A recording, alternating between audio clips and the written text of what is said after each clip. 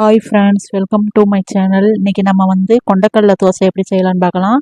அதுக்கு ஒரு tumbler ration அரிசியும், அதுக்கப்புறம் நான் இட்லி அரிசியும், அதுக்கப்புறம் அரை டம்ளர் கொண்டக்கடலை, 1/4 டம்ளர் உளுந்து, அப்புறம் 1/4 ஸ்பூன் வெந்தயம் இதெல்லாம் போட்டு நல்லா கழுவி ஒரு 4 மணி நேரம் ஊற வச்சு இப்போ மிக்ஸி ஜாரில் போட்டு அரைச்சி வைக்க போகிறேன்.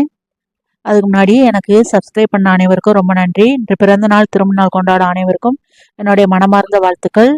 இப்போ பாருங்கள், மிக்சியில் போட்டு நல்லா அரைச்சிட்டு வந்துட்டேன். அரைச்சிட்டு உப்பு போட்டு நல்லா கையால் பிணைஞ்சி விட்ருங்க. அப்போ தான் புளிக்கும். நான் காலையில் 7 மணிக்கு போட்டு இப்போ 11 மணிக்கு ஆட்டியிருக்கேன். இப்போ பாருங்கள், நைட்டு இது தோசை சுடுறதுக்கு சரியாக வந்துருச்சு. நல்லா மாவு பொங்கி வந்துருச்சு பாருங்கள். இப்போ இதுக்கு சைடிஷ் வெங்காய சட்னி ரெடி பண்ணிக்கிடுவோம். ஒரு 3 பல்லாரியை நறுக்கி வச்சுருக்கேன். அதுக்கப்புறம் ஒரு 5-6 வரமிளகா, அப்புறம் புளி, வெள்ளைப்பூடு இது எல்லாத்தையும் வச்சுருக்கேன். இப்போ பல்லாரியும் சின்ன வெங்காயத்தையும் போட்டு நல்லா வதக்கிக்கிடுவோம். இந்த தோசைக்கு வெங்காய சட்னி நல்லா டேஸ்ட்டாக இருக்குங்க. காரத்துக்கு ஏற்ற மாதிரி வரமிளகா சேர்த்துக்கிடுவோம். அதுக்கப்புறம் இப்போ வெள்ளைப்பூடு வெங்காயத்து கூடயே போட்டுருங்க. அப்புறம் ஒரு துண்டு புளி, வரமிளகா, ஒரு 5-6 வரமிளகா போட்டிருக்கேன். அப்புறம் கொஞ்சோண்டு புளி சேர்த்து நல்லா வதக்கி எடுத்துருவோம். இதை இந்த தோசைக்கும் இந்த வெங்காய சட்னிக்கும் நல்லாயிருக்கும். இதுவும் நல்லா புளிப்பாக காரசாரமாக இருக்குங்க. அப்புறம் ஒரு கைப்பிடி கருவேப்பிலையை போட்டு அதையும் அந்த வெங்காயத்தோடையே வதக்கி எடுத்துருவோம்.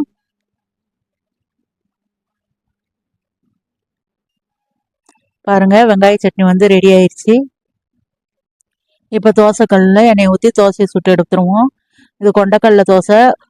நல்லா டேஸ்ட்டாக இருக்கும். செஞ்சு பார்த்துட்டு எப்படி இருக்குன்னு எனக்கு கமெண்ட் பண்ணுங்கள்.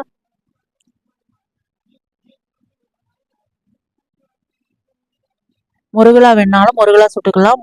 நல்லா மெத்துன்னு வேணாலுமே சுட்டு எடுத்துக்கலாங்க. இது நல்லா தான் இருக்கும்.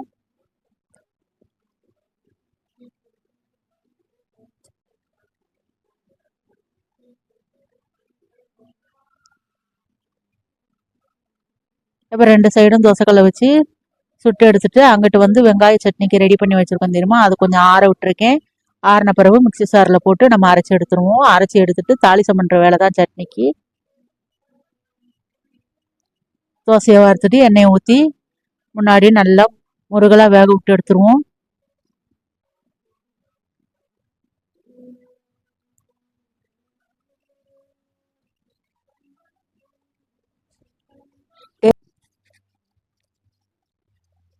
பாருங்க, இப்போ தோசை நல்லா வந்துருச்சு.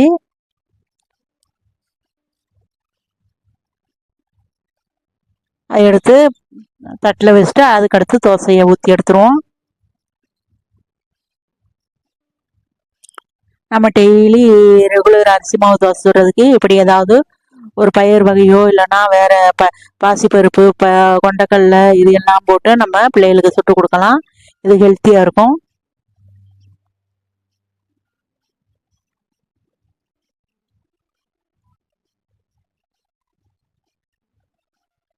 பாருங்க, நல்லா முருகலாக இருக்குது பாருங்க. இப்போ வெங்காய சட்னி நல்லா ஆறிடுச்சு. சாரில் போட்டு அரைச்சி இதுக்கு தாளிப்பு தான் கொடுக்கணும்.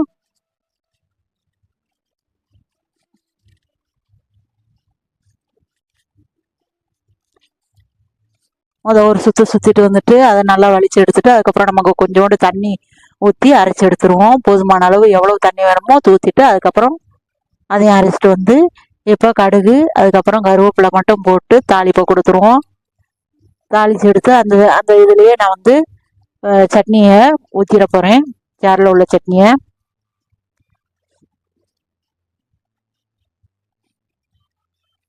நல்லா கருவேப்பிலாம் போட்டு பொரிஞ்சிருச்சுங்க.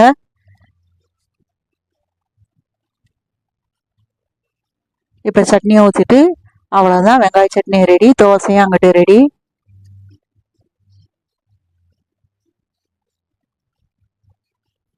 இப்போ பிளேட்டில் வச்சு எல்லாம் சாப்பிட்றதுக்கு ரெடி ஆயாச்சு.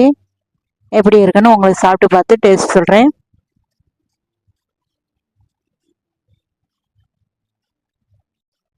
நல்லா புளிப்பாக காரச்சாரமாக நல்லா இருக்குங்க சட்னி.